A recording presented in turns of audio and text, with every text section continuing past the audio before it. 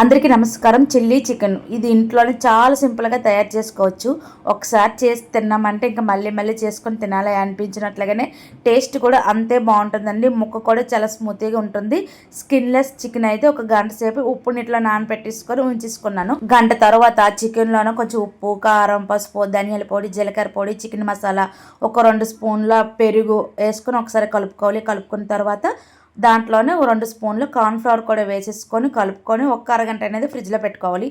అరగంట తర్వాత medium to లో ఫ్లేమ్‌లోనే ఇప్పుడు కొంచెం ఆయిల్ వేసేసుకొని చికెన్ పకోడీ అయితే ఎలాగ వేపుకుంటామో అలానే ఇవనేవి వేపుకోవాలి. కాకపోతే హై ఫ్లేమ్లో పెట్టామంటే చికెన్ అనేది కలర్ అయితే వస్తుంది కానీ లోపలైతే వేగిపోయిన చికెన్ ముక్కల్ని పక్కన పెట్టేసుకొని వేరే కళాయిలోన కొంచెం ఆయిల్ వేసేసుకొని ఆయిల్ హీట్ ఎక్కినాక ఎల్లుల్లి తరుగు, ఉల్లిపాయ ముక్కలు, పచ్చిమిర్చి ముక్కలు, క్యాప్సికమ్ ముక్కలు, పచ్చిమిర్చి ముక్కలు అనేవి కొంచెం క్రాస్గా నేను వీడియోలో చూపించినట్లుగా ఈ ఉల్లిపాయ ముక్కలు ఇవన్నీ కూడా కట్ చేసుకొని వేసుకొని ఇక్కడి నుంచి మాత్రం హై ఫ్లేమ్లోనే ఉండాలండి. ఈ ముక్కలు మరీ ఓవర్గా వేగక్కర్లేదని లైట్గా వేగితే చాలు. దాంట్లో కొంచెం ఉప్పు, కారం, మిరియాల పొడి వేసుకొని ఒకసారి కలుపుకొని కొంచెం వాటర్ వేసేసుకున్నాక అల్లం వెల్లుల్లి పేస్ట్ వేసుకొని వాటర్ కొంచెం బాయిల్ అయినాక దాంట్లోన red chilli sauce, soya sauce, టమాటా సాసు అవన్నీ కూడా ఒక్కొక్క స్పూన్ వేసేసుకున్నాను. మీకు నచ్చితే 2 స్పూన్లు కూడా వేసుకోవచ్చు. దీంట్లోనే ఇప్పుడు వేపుకున్న చికెన్ కూడా వేసేసుకొని హై ఫ్లేమ్లోనే ఒకసారి దగ్గరగా అయినంత వరకు కలుపుకున్నాక ఇంక ఫైనల్గా కొత్తిమీర వేసుకొని దించుకున్నాం అనుకోండి, స్మూత్గా చిల్లీ చికెన్ ఎక్సలెంట్గా ఉంది టేస్ట్.